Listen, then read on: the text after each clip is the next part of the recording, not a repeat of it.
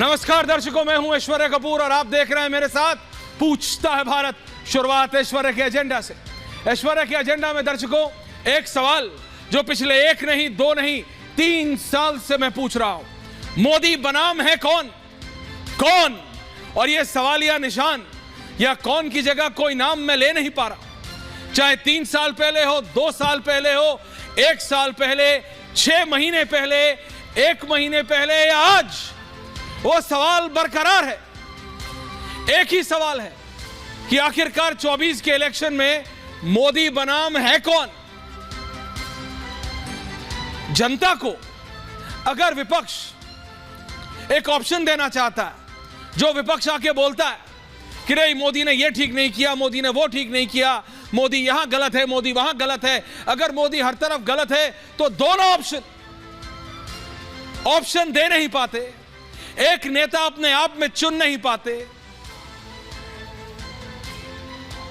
जो इन सबको जेल भेजना चाहता था उसको बचाने के लिए साथ आ सकते। लेकिन जितने भी लोग उस दिन स्टेज पे थे, अगर वो तस्वीर है तो चला दीजिए, starting from Sonia Gandhi to Rahul Gandhi to Priyanka Gandhi Vadra, Akhilesh Yadav, Tejashwi Yadav, आप नाम लीजिए। ये सारे नेता एक से ध्यान से देखिए, फारूक अब्दुल्ला से लेके कन्नी मोई तक, तेजस्वी यादव से लेके और अखिलेश यादव तक, आतिशी सिंह से लेके सौरभ भारद्वाज तक, डी राजा से लेके महबूबा मुफ्ती तक, ये सब मिलके एक नेता चुन सकते नहीं। And that's the reality. ये सब किस लिए आए हैं? बीजेपी कहती है इसलिए आए हैं क्योंकि डेस्परेट है, करप्शन के चार्जेस हैं, अपने एक ये अरविंद केजरीवाल के लिए नहीं, अपने आप को बचाने आए। फारूक अब्दुल्ला ताली तो बहुत बजा रहे हैं, लेकिन इन्हीं के बेटे ने बोल दिया है कि इलेक्शन नहीं लड़ेंगे फारूक अब्दुल्ला। जी हां, ठीक सुन रहे हैं आप, जो फारूक अब्दुल्ला जाके राहुल गांधी के बगल में ताली बजा रहे हैं, उन्हीं के लिए बोल दिया है उन्हीं के सुपुत्र उमर अब्दुल्ला ने कि तबीयत खराब है बाबूजी की, इलेक्शन नहीं लड़ेंगे बाबूजी। ये किसी और ने नहीं, फारूक अब्दुल्ला जी के सुपुत्र उमर अब्दुल्ला ने बोला है। देखिए, जो मैं आपसे कह रहा हूं ना, मोदी बनाम कौन, वो इसलिए क्योंकि विपक्ष अरविंद केजरीवाल, राहुल गांधी, देखिए अरविंद केजरीवाल की तो बात ही और है, अब तो वो खुद जेल में है, उनके फॉर्मर डिप्टी मुख्यमंत्री जेल में है, संजय सिंह बाहर आ गए। जैसे ही संजय सिंह बाहर आए, आम आदमी पार्टी में खुशी की लहर टाइप बिल्कुल फैल गई कि भैया देखो संजय सिंह बाहर आ गए, अब सब बाहर आ जाएंगे। लेकिन एक अरविंद केजरीवाल जो जेल में बैठे हैं, उनको मिलाने के लिए आप सब इकट्ठा आ सकते हैं, इकट्ठा आ सकते हैं, लेकिन नेता नहीं चुन सकते। ये रियलिटी है। ये जितने भी आप नेता देख रहे हैं इस तरफ, राहुल गांधी अब दाढ़ी वाड़ी काट लिए हैं, अगर आप नहीं पहचान रहे हो तो, ममता दीदी अपने प्रदेश में परेशान है, उनको धक्का किसने दिया अभी तक ये नहीं पता है। उनको उन्हीं के घर में धक्का किसने दे दिया, सिटिंग मुख्यमंत्री को, जिसके पास सुरक्षा है, चोट लगी बहुत भयंकर, वो तस्वीर आए, बिल्कुल विचलित हो गए हैं कि भाई सिटिंग मुख्यमंत्री को उन्हीं के घर में कौन धक्का दे के गिरा सकता है या वो गिर सकते हैं, कोई क्लैरिटी नहीं है उसमें। लालू प्रसाद यादव आप जानते हैं, वो पुत्र मोह के आगे देख नहीं रहे। अखिलेश यादव अपनी 3-4 सीट निकाल लें उत्तर प्रदेश में, वो बहुत बड़ी बात है। कौन चिंता कर रहा है मोदी को टक्कर देने की, क्योंकि इनको पता है दे नहीं सकते, ये दे नहीं सकते। अरविंद केजरीवाल कहां है? जेल में। शरद पवार जी पार्टी नहीं है, तो कौन देगा मोदी को टक्कर? बीजेपी कह रही है हमारा मिशन 400 है, विपक्ष इसी में खुश है, यह साबित करना चाहता है दर्शकों विपक्ष कि 400 नहीं आएंगी, 399 आ जाए, 400 नहीं आएंगी। Will that satisfy the opposition? भैया मैं हर बार कहता हूं, एक सशक्त डेमोक्रेसी के लिए सशक्त विपक्ष होना जरूरी है, लेकिन यहां तो विपक्ष जेल में बैठा है। ये जो आम आदमी पार्टी कहती थी कि हम कांग्रेस से भी अच्छे हैं, बीजेपी से भी अच्छे हैं, सपा से भी अच्छे हैं और आरजेडी से भी अच्छे हैं, जेडीयू से भी अच्छे हैं और लेफ्ट से भी अच्छे हैं, इनके मुख्यमंत्री कहां हैं? जेल में हैं। उप मुख्यमंत्री कहां हैं? जेल में हैं। बाकी मंत्री कहां हैं? जेल में हैं। जो 2 बाहर हैं, आतिशी जी और सौरभ भारद्वाज, उनका नाम लिया जा चुका है कि एक विजय नायर नाम के व्यक्ति हैं जो जेल में हैं, वो अरविंद केजरीवाल को नहीं, आतिशी जी और सौरभ जी को रिपोर्ट करते थे। तो आखिरकार हो क्या रहा है वहां कांग्रेस पार्टी में? देखिए हर तरफ कंफ्यूजन है। कांग्रेस पार्टी में इलेक्शन से पहले लोग जुड़ते हैं, यह एक अनोखी पार्टी है। और यह मैं इसीलिए कह रहा हूं, जहां जहां राहुल गांधी कि यात्रा निकली, वहां वहां कांग्रेस को नुकसान हुआ, और जैसे इलेक्शन आ रहा है, ये एक ऐसी पार्टी है जिसको नेता छोड़ रहे हैं हर दिन, every day for the last 14 to 15 days, पिछले 15 दिनों में दर्शकों, एक दिन ऐसा नहीं बीता है जिस दिन कांग्रेस पार्टी से कोई बड़ा नेता ना निकला। आज रेसलर विजेंद्र सिंह, कल रात तक भाई साहब, हालांकि उनके एक्सप्लेनेशन से मैं कोई बहुत ज्यादा सेटिस्फाइड नहीं हूं, लेकिन विजेंद्र सिंह बोल रहे हैं कल रात तक वो एंटी मोदी ट्वीट कर रहे थे, राहुल गांधी के ट्वीट को, जो कि प्रधानमंत्री का मजाक बनाते हुए होते हैं, 90% मस्करी करते हुए ट्वीट्स होते हैं, उसको रीट्वीट कर रहे थे, और आज सुबह बीजेपी ज्वाइन कर रहे थे। उनसे पूछा एक पत्रकार ने कि विजेंद्र जी, मैं बोल रहा हूं शर्मा, कि विजेंद्र जी क्या हुआ, तो बोले मैं ट्वीट करके सो गया, सुबह उठा तो मैंने देखा नहीं है, ठीक नहीं हो गया। भैया जनता को क्या समझते हो, घास खाती है? विजेंद्र जी कल तक राहुल गांधी को सपोर्ट कर रहे थे, आज नरेंद्र मोदी को सपोर्ट कर रहे हैं, बहुत अच्छा, जो आपको सूट कर रहा है आप वो कर रहे हैं। जनता की बात मत कीजिए, ये मत बोलिए कि आपको सपने में आया, ये तो वही बात हो गई, ये तो वही बात हो गई जो स्वर्गीय अजीत सिंह जी करते थे और आज उनके सुपुत्र जयंत चौधरी कर रहे हैं, भले ही वो बीजेपी में हो, लेकिन नारा आज भी वही है कि चौधरी साहब सपने में आए थे। चौधरी चरण सिंह की बात करते हुए एक सपना चलता कि एक लल्ला छोड़ गया हूं, उसको संभाल लेना। स्वर्गीय अजीत सिंह जी के लिए क्या जाता था, आज तक वही सपना चल रहा है। जनता क्या समझते हैं, समझते क्या, कहीं भी हो, चाहे कल तक कांग्रेस के साथ थे, आज बीजेपी के साथ हैं, ये चौधरी चरण सिंह जी की लेगेसी को जयंत चौधरी इनकैश करना चाह रहे, कितना कर पाते हैं देखते हैं। लेकिन मोदी बनाम कौन है, ये जितने भी चेहरे हैं, सबसे बड़ा सवाल ये है, पूछता है भारत इसी पे। और मेरे साथ पूरा पैनल है भारतीय जनता पार्टी के, राष्ट्रीय प्रवक्ता गौरव भाटिया जी मेरे साथ है,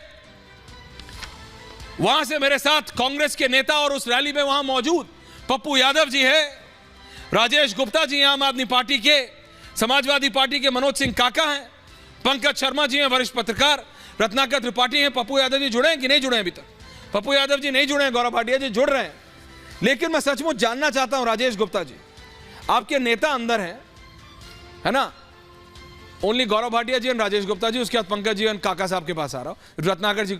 मेरे को तो पता नहीं लग रहा है कि राजेश गुप्ता जी आम आदमी पार्टी में है कि नहीं है, आज उनका बैकग्राउंड भी ग्रे है, वो मतलब इलेक्शन का दिन है ना राजेश गुप्ता जी, हर दिन बदलता समय पता नहीं रहता कि मतलब 1 घंटे पहले तो थे, अभी हाँ बस अभी ठीक है, ऊपर मेरी टीम ने लिख दिया आम आदमी पार्टी। राजेश जी, आपको लगता है ये इतने नेता अरविंद केजरीवाल को सचमुच छुड़ाने आए थे, ये सब वेल विशर्स हैं अरविंद केजरीवाल के?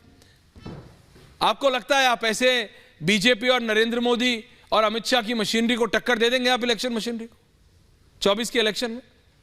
राजेश जी अरे यार कट गया दोबारा। नहीं कटा वटा कुछ नहीं सर, अच्छा हमारी तरफ से नेटवर्क कट गया, अभी से कट गया भैया, अभी से कट गया।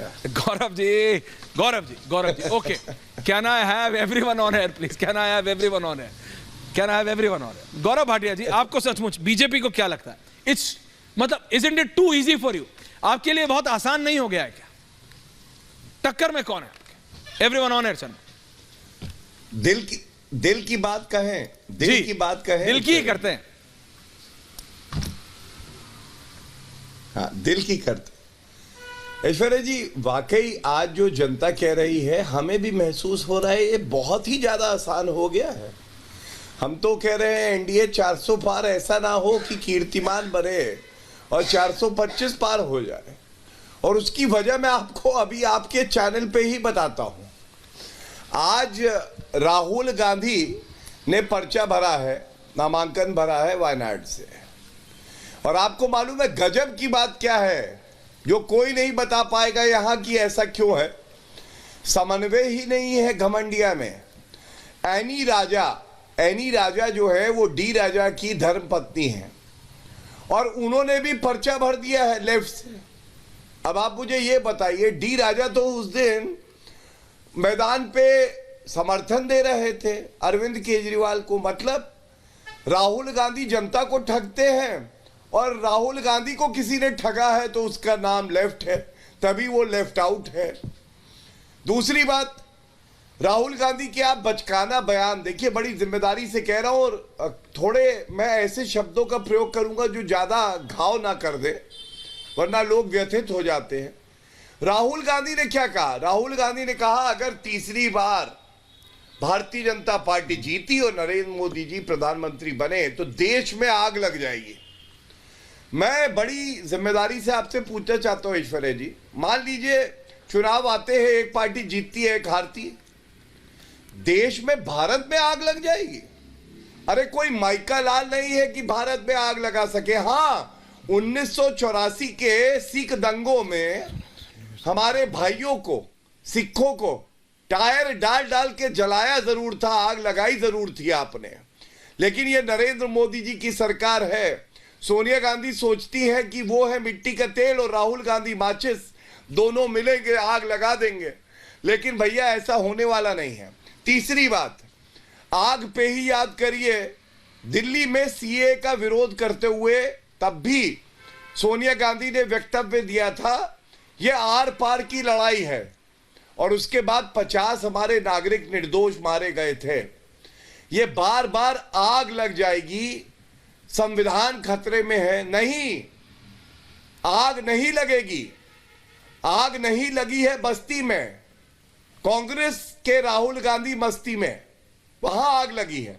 और मैं एक बात और कहूंगा, संविधान को नष्ट करने वाले कौन थे? इंदिरा गांधी थी, आपातकाल लगाया। 1976 में 42nd अमेंडमेंट लाए ऐश्वर्या जी। आपको मालूम है उन्होंने क्या संशोधन किया? उन्होंने कहा अगर आपातकाल लगा है तो आम नागरिकों के पास मूल अधिकार भी नहीं है, और सर्वोच्च न्यायालय ने उसके बाद जो किया हमने देखा। आज मैं इतना ही कहूंगा, संविधान के सबसे बड़े भक्षक कोई है तो वो कांग्रेस पार्टी के राहुल गांधी है, और रक्षक कोई है तो आदरणीय प्रधानमंत्री श्री नरेंद्र मोदी जी।